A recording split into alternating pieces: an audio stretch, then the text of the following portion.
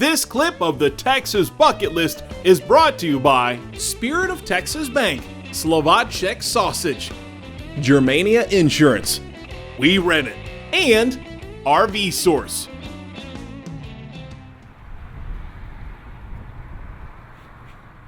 Howdy, and welcome to the Texas Bucket List, the show dedicated to everything there is to see, do, and experience right here in the Lone Star State. My name is Shane McAuliffe, and this week we start things off down in the valley at a celebration fit for a king. Well, the king of rock and roll, that is. You see, a personal friend of Presley puts on this Presley-sized party every year, and it leaves people saying, thank you very much. It's hard to beat South Texas during the not-so-brisk days of winter. The warmer weather brings in people from all over the country for sun, sand, and some serious sideburns. Every January, close to the king of rock and roll's birthday, people flock to Los Fresnos for a celebration at Little Graceland. I got a shovel, I can dig it. It's good entertainment. The singing, the music, yes. Just why is this tiny tribute to Elvis sitting here in South Texas? Well, it's all because of this man, Simon Vega. I was 9 months younger than Elvis.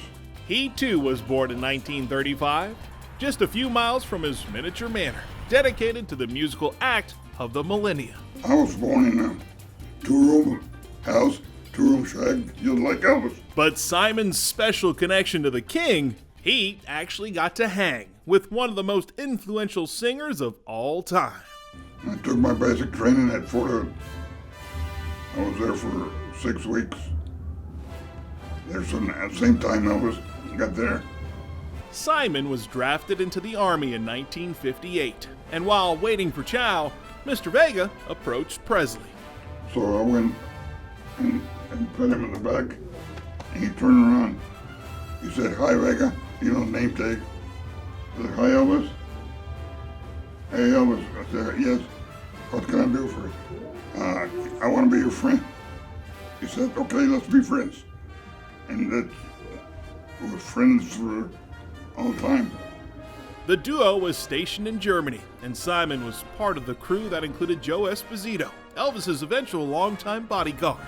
Simon fondly recalls their time together, hanging out in the hot spots of Freiburg. A guy was coming out. He opened the doors. They were playing One Night with You, and he stopped. "Hey, who's that singing?" At the end of the month in the Army, everybody's broke. The guys shoot dice and play cards, lose their money. And on weekends, he would say, "Hey guys, come with me." He would take us to the snack bar, and he would feed us, hamburgers and all this stuff. He'd pay for it. And he used to write to Anita Wood. That was his girlfriend before Priscilla. Oh boy, so that's Elvis's mail. Yes. Each company had its own mail clerk. Every day he would bring a big sack full of letters and throw them to the guys. Our company had two mail clerks, one for us and one for Elvis. Elvis was a good friend to have, and when their time together in the service came to an end, Elvis had a proposal for Simon, the same proposal that the king made to Joe Esposito. I told him, "Elvis, I have to go back to my wife and family," and he pointed at me, and he said, "Look, Vega, go back to Texas, and if you can't find a job right away, come to Graceland, and I'll put you on the payroll." That was the last time Simon got to talk with Elvis, but Presley made such an impression on Simon that he started his collection to the king and built Little Graceland. Many people haven't been to Graceland because it's too far or something. They come here, they get a pre-Graceland, and they become friends and they become fans and all that. And they help keep Elvis' name going. Once a year, the Big Bash brings in the Elvis faithful, and now this former school teacher is the one people want their pictures with. they come and tell me that this is awesome. Somebody doing something for Elvis. Nobody else around does this, you know. You go to Graceland, which we've gone before, and it's huge, it's beautiful. I mean, everything is just gorgeous.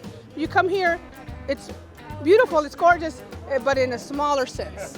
We live here in Brownsville, and I've always wanted to come. I'm honored to be out here. Danny Lee is a Corpus Christi native who happens to be an Elvis impersonator. I wouldn't have a job if it wasn't for Elvis.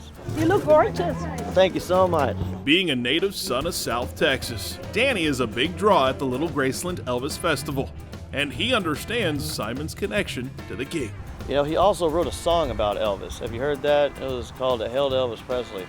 And that just also goes to show you how much of an influence Elvis had over everybody in the United States and rock and roll. So Simon keeps the king's memory alive in South Texas with this royal tribute full of memorabilia, pictures, and every Elvis album ever made. I've got that one too, The Wonderful World of Christmas.